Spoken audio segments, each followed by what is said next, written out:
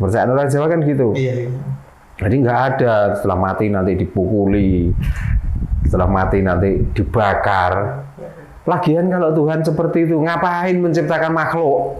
Kalau makhluk ini hanya cuman dibikin ancaman-ancaman, untuk apa? Gitu loh. Tuhan kok se-otoriter itu.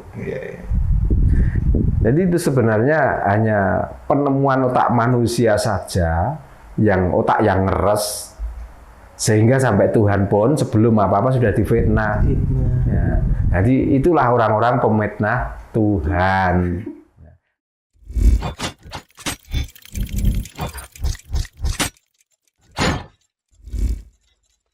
Segagah apapun kuda itu, sebaik apapun warna kuda itu, dikala kita abaikan, kita tidak memberi makan, kan kuda itu juga akan lapar dan rapuh. Oh iya, rapuh lemas. Nah, apakah artinya kalau kita memberi makan kuda itu karena pahala? Kan enggak. Kan tujuannya untuk menopang supaya perjalanan kereta itu lancar dan tidak berhenti di tengah jalan, kan itu. Makanya di saat kita itu beramal, jangan sekali-kali kita berharap di belakangnya kita akan mengunduh dan kita akan mendapatkan. Jangan. Jadi kita memberi itu karena ikhlas, dan artinya kita berikan ke orang lain itu sama dengan kita memberi Diri sendiri. motor kehidupan kita itu sendiri. Itu. Jadi nggak usah kita tuh berharap, wah nanti kalau saya mati akan, karena saya sudah banyak beramal, nanti di sana mana? Di sana ya di kuburan itu. Untuk apa yang dipikirkan di sana kalau di kuburan? Kita ke kuburan tuh nggak usah minta, kita sudah diantar kok sama orang. Ya, kita nggak bisa bubuk miring, sudah dimiringkan kok. Karena sebelum mati kita nggak mandi, sudah dimandikan kok. Nggak usah kita minta kok. Iya nggak. Mungkin sebelum jauh, maaf saya potong. Saya sedikit bisa sendiri mendapatkan suatu pencerahan. Ini untuk pribadi gitu dari cerita yang Mbah sampaikan barusan, bahwa narasi ketika pemahaman kita itu sebagai orang Jawa gitu, dengan memberi itu tidak perlu mengunduh nanti. Berarti kan otomatis alam bawah sadar ini tuh kan udah ikhlas lah, katakanlah, tanpa embel-embel apapun dan lain-lain. Dan yang membedakan menurut saya ketika memberi dan diunduh nanti, karena mempunyai pegangan, oh nanti aku udah punya simpanan. Itu karena tujuan. Ya. Kita punya simpanan, katakanlah di sana sudah memberi amal dan lain-lain. Mungkin hidupnya itu ada seenaknya lah gitu kan, karena sudah merasa banyak simpanan yang baik. Itu mah yang berbeda. Tapi dia lupa, kadang-kadang dia bisa melakukan kebaikan itu karena apa? Gitu loh. Kan karena dayanya hidup itu. Gitu loh. Kalau seandainya daya hidupnya sudah, kereta penariknya itu sudah lemah, lalu apa yang mau kita berikan? Itu. Makanya kita dalam arti memberikan itu adalah tanda syukur kita, mumpung kita tuh masih mampu bersyukur pada diri ini loh, yang masih mampu bisa banyak duit dibanding orang lain, lebih mulia dibanding orang lain, maka pikirkanlah orang yang membutuhkan itu. Setelah kita berikan, janganlah kita tuh merasa bahwa kita memberi orang itu, tapi itu semua semata-mata untuk kepentingan diri kita sendiri, supaya supaya kuda yang menarik kita itu loh tetap berjalan mulus, berjalan lancar, dan pada akhirnya sampai pada tujuan. Jadi kita tidak bertujuan, tapi supaya sampai tujuan. Nah, tujuan mana ya? Sampai berhentinya kuda itu dan berhentinya kereta itu. Karena tidak ada perjalanan itu nggak berhenti, tidak ada. Perjalanan itu pasti berhenti. Ya. Tapi kalau tujuan kadang-kadang belum nyampe kita sudah berhenti. Nah itu bedanya di situ. Nah makanya kalau kita tuh berharap dengan tujuan, kita tuh salah kaprah akhirnya. Makanya kadang-kadang saya itu juga agak miris. Dalam arti miris itu gimana ya? Nelongso. Apa iya sih orang Jawa itu kira-kira tanpa ada yang namanya pahala, atau tanpa ada undu-unduan di belakang hari? Orang Jawa itu nggak ada ajaran untuk kasih dan sayang kepada sesama itu apa seperti itu. Ternyata saya telah melihat di catatan-catatan kuno, termasuk di Serat Widotomo. Ajaran ini sudah disampaikan jauh sebelum ada datangnya agama loh. Sebelum adanya ajaran-ajaran baru. Cuman kita sendiri yang dablek, yang tidak mau belajar ke situ. Di situ ya. Ya, sehingga kita itu menerbelakangkan ajaran kita sendiri, seolah-olah nggak ada ajaran yang bagus kecuali ajaran orang dari luar. Padahal ajaran dari luar itu dikala kita itu diajari bagus, kita itu diajari untuk berharap yang lebih. Gitu. Nah, kalau di ajaran Jawa kan enggak, kita memberi orang, tapi hakikatnya kita itu memberi pada diri kita sendiri. Nah, memberi dalam diri kita sendiri itu artinya kita tuh bersyukur. Mumpung kita itu masih hidup, mumpung kita itu masih mampu untuk melakukan itu. Dikala kalau ngomong sabar itu mudah masalahnya. Sabar itu bisa dibuat-buat, sabar itu bisa diucapkan. Tapi kalau sudah memberi orang lain, artinya memberi diri kita sendiri, itu lebih dari sabar, lebih dari bukan sabar, ikhlas namanya. Ya. Lebih dari ikhlas namanya. Kalau ikhlas itu bisa dibuat-buat.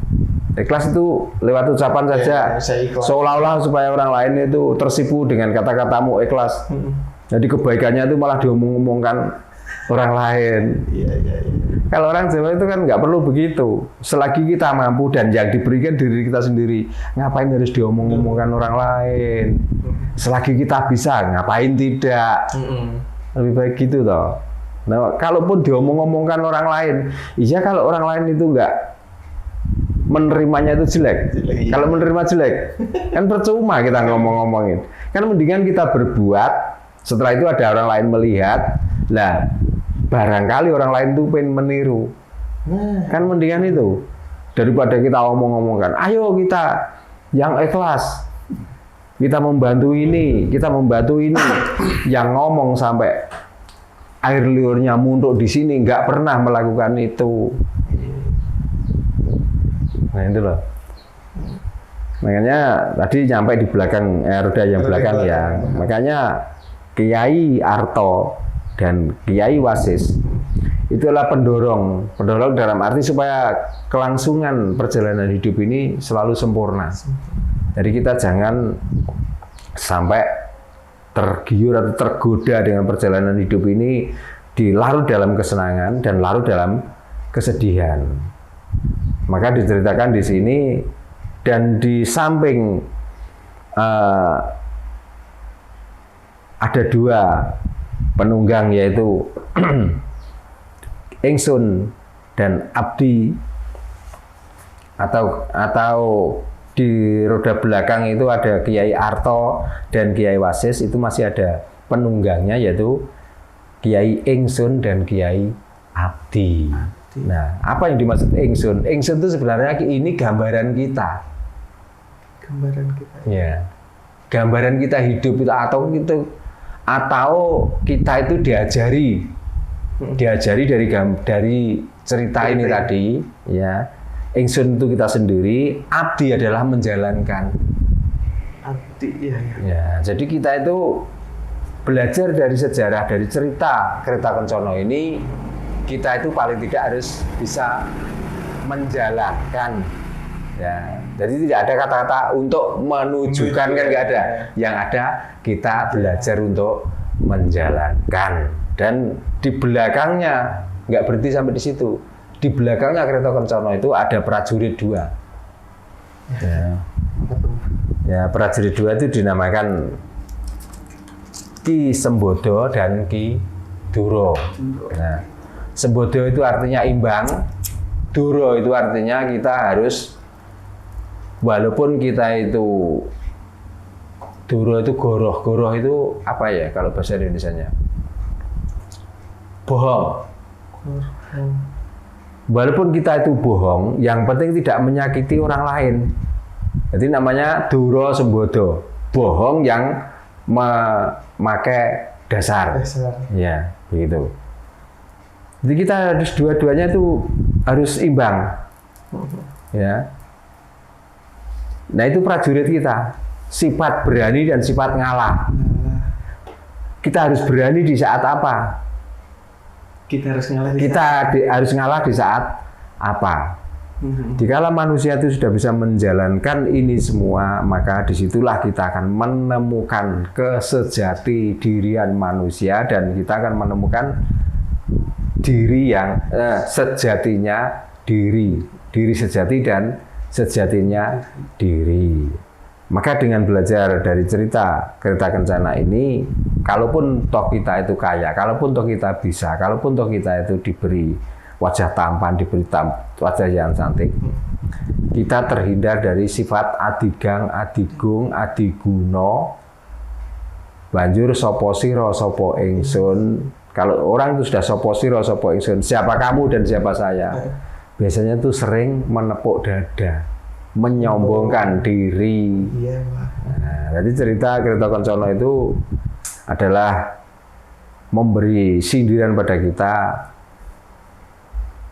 supaya kita itu berbuat adil pada diri kita sendiri maupun untuk orang lain. Nah, ajaran-ajaran yang seperti ini kelihatannya itu sudah bukan hampir, tapi sudah punah.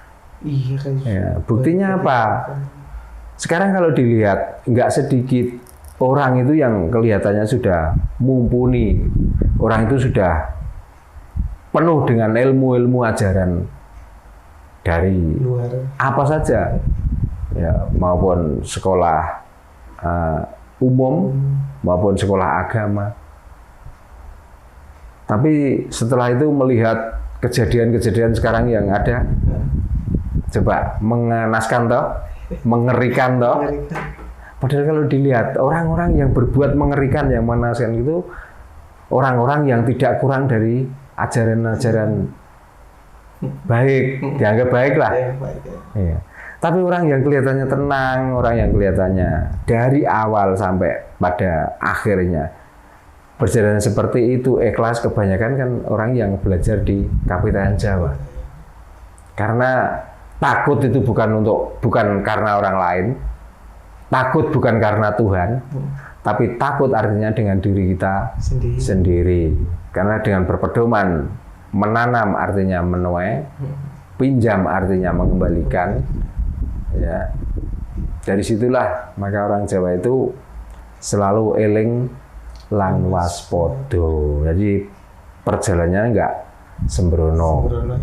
Itulah jabaran cerita tentang Kereta Kencana yang tersurat atau tertulis di Serat Widotomo.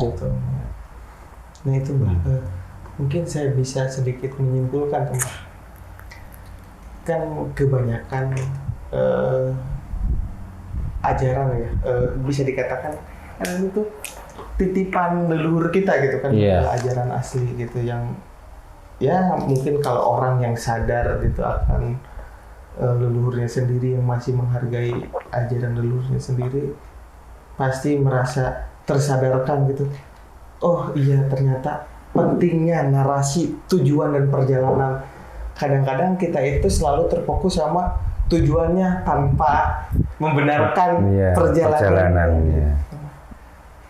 Ya bisa jadi bisa memungkinkan juga sekarang gitu, yang dulunya malah ya sekarang juga masih terkenal tuh, Nusantara itu terkenal adabnya, sopan santunnya dan lain-lain. Tapi kok nilai-nilai luhur itu seolah-olah tidak dipakai untuk sekarang gitu. Ya tidak semuanya, Sal. Cuman ini sudah kebanyakan.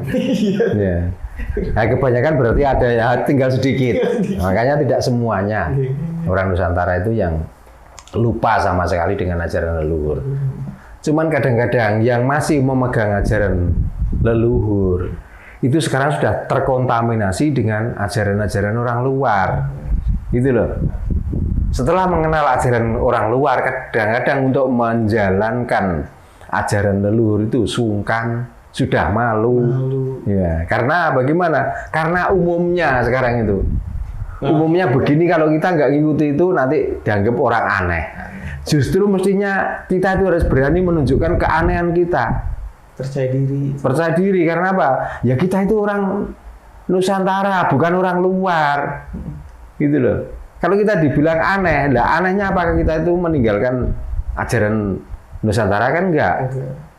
Anehnya kan karena tidak apa? Sama.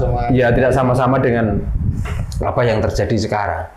Kalau saya pribadi, mendingan saya dibilang aneh daripada saya mengikuti kebersamaan, tapi kebersamaan itu enggak jelas. Semuanya hanya tujuan. Itu. Hati saya itu aneh dalam arti perjalanan. Iya. Iya. Tujuan kita yang sudah pernah, kan juga sering kali saya sampaikan, kita yang sudah pernah menjalani itu, ditanyakan saat ini loh, kita itu nggak ingat apa-apa kok. Iya. Waktu di dalam perut, ya, kan pernah kita jalani. Terus kita lahir ke dunia itu ingat apa di dalam perut? Nggak ingat sama sekali. Apalagi yang belum pernah kita jalani, yang namanya mati, dan setelah mati mau kemana itu. Hal yang belum pernah kita jalani, ngapain kita sekarang rencanakan dan kita tuju-tuju? Untuk apa? Kita itu masih di dunia ini kok. Jadi kalau di dunia ini masih berjalan, ya kita jalanilah di dunia ini. Yang penting kita itu sebisa mungkin janganlah kita itu merendahkan orang lain, janganlah kita itu merugikan orang lain, janganlah kita itu mengolok-olok orang lain. Itu kan perjalanan semua, bukan tujuan. Iya. Tapi kan orang yang melakukan itu semuanya kan untuk mencapai tujuan itu. Lah ya kalau yang dituju itu ada, kalau enggak, coba. Masalahnya gini loh. Dari dulu orang yang belajar ilmu tujuan, yang namanya mati sampai sekarang dulu masih di kuburan, belum ada yang nyampe tujuan, gitu loh. Coba di mana diterangkan bahwa orang ini sudah nyampe tujuan seperti tujuan yang digambarkan di dunianya? Kan belum ada. Bahkan ribuan tahun yang lalu atau ratusan tahun yang lalu yang sudah menyampaikan ajaran tujuan itu. Sampai sekarang itu yang bagus itu atasnya, yang dipoles sedemikian rupa tentang maesannya, tentang rumahnya, tapi tentang bangkai yang ada di dalamnya masih di situ, nggak kemana-mana kok. Nyatanya sampai sekarang belum nyampe ke tujuan itu. Terus berpendapat, itu nanti menunggu hari kiamat. Ratusan tahun, ribuan tahun yang lalu sudah membicarakan kiamat. Sampai sekarang belum kiamat. Mau menunggu kapan lagi? Kira-kira. Coba. Sudah berani menyatakan bahwa hari akhir adalah kiamat. Bentuknya saja sudah bisa menjelaskan. Tapi waktunya kok tidak bisa kapan? Coba. Dan berarti itu kan semuanya ilmu tujuan itu ilmu halusinasi toh. Halusinasi ya. Nah, makanya kita itu jangan berhalusinasi banget. Gitu loh. Mendingan kita tuh berlogika, dalam arti berlogika itu yang penting tidak merugikan orang lain. Itu loh. Kasunyatan. Terlepas nanti di belakangnya itu, maaf ya, mau masuk neraka, mau masuk surga. Itu kan yang sudah yang menghendaki, yang membuat kita itu toh, yang menciptakan. Padahal kalau digali lebih dalam, otomatis pencipta kita ya Bapak Ibu kita. Selain itu nggak ada kok. Bahkan cerita Nabi Adam pun nggak tiba-tiba ada, langsung ada, enggak. Diceritakan juga dari tanah liat yang dikempalkan menjadi satu, barulah terwujud. Nah itu pun siapa yang membuat ya paling-paling nanti akhirnya juga rahasia itu. Nah gitu. Nah ya, ini nih Pak, sedikit cerita nih. Kemarin saya kan ngobrol-ngobrol sama mertua Mbak. Tapi ini sedikit lucu, cuma berlandasan logika. Kan dikatakan, oke lah, ada satu ajaran itu yang mengatakan selain golongan ini, itu tuh kan disiksa, digebukin lah sama malaikat. Nah ini ada satu pertanyaan nih kemarin. Lah, gimana dengan orang-orang yang cara dikuburkannya itu tak kapan dikuburkan seperti di Bali katakan apa malaikat itu di luar semua gitu mukulin. Kalau saya nggak gitu. Kalau sudah ada ajaran yang mengajarkan seperti itu dengan sesembahan Tuhan itu, mendingan saya tuh nggak menyembah Tuhan itu. Karena yang mengajar, yang menyiksa dan lain sebagainya kan Tuhan itu toh. Nah makanya untuk apa kamu mengikuti Tuhan itu? Kan mendingan kita cari Tuhan lain. Mau nyatanya Tuhan Hindu juga Tuhan kasih. Tuhan Buddha juga Tuhan kasih. Ya. Nah kalau ada Tuhan selain yang kasih-kasih itu, Tuhan kok pemarah, Tuhan kok penyiksa. Lah ngapain kamu? Nah kalau nanti seandainya tiba-tiba semua dari pemeluk agama itu terus Tuhannya cuma satu itu, saya kok nggak yakin. Karena setiap agama mempunyai Tuhan masing-masing. Nah, supaya nanti kelihatan keotoriteran Tuhan yang menyiksa, Tuhan pemarah, Tuhan nesunan, Tuhan yang seneng curhat. Nanti kan malu dengan Tuhan-Tuhan yang terdahulu, sesembahan orang lain. Apalagi Tuhannya orang Jawa. Tuhannya orang Jawa juga Tuhan yang kasih sayang, Tuhan yang welas asih. Gitu. Makanya Tuhannya orang Jawa itu, kita mau berbuat apa saja, tidak ada ancaman Tuhan itu, tidak ada nanti ancaman Tuhan itu yang mau menyiksa dan lain sebagainya. Karena apa? Karena kita itu hidup dari sangkan paraning dumadi, mati pun akan kembali ke sangkan paraning dumadi.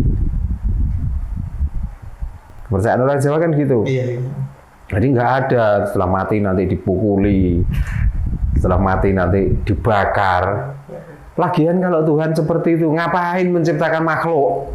Kalau makhluk ini hanya cuman dibikin ancaman-ancaman, untuk apa? Gitu loh. Tuhan kok se-otoriter itu. Jadi itu sebenarnya hanya penemuan otak manusia saja, yang otak yang ngeres, sehingga sampai Tuhan pun sebelum apa-apa sudah difitnah. Ya. Jadi itulah orang-orang pemitnah Tuhan. Ya. Makanya sekali lagi, janganlah kamu menganut ajaran-ajaran yang mengajarkan tujuan, tapi anutlah ajaran-ajaran yang mengajarkan perjalanan. Dengan perjalanan kita baru tahu. Tapi kalau tujuan belum tentu. Kalau bisa itu membicarakan tentang Malaysia, lalu ke sana tuh tiba-tiba hafal. Iya. Ternyata tujuannya bisa dari sini ke Malaysia itu mau ini dan begitu, ternyata setelah di sana ternyata tidak. Akan kecelik namanya. Iya, kecelik. Daripada gitu, ngapain kita bayangkan tujuan itu? Mendingan kita jalani dulu. Nah, kan lebih logika. Dan itu tidak beda dengan setelah kematian kita nanti. Karena mati itu juga, kalau ajaran tujuan, mati itu dicabut oleh yang Maha Kuasa yang menghidupi. Tapi kalau orang Jawa tidak mengenal itu.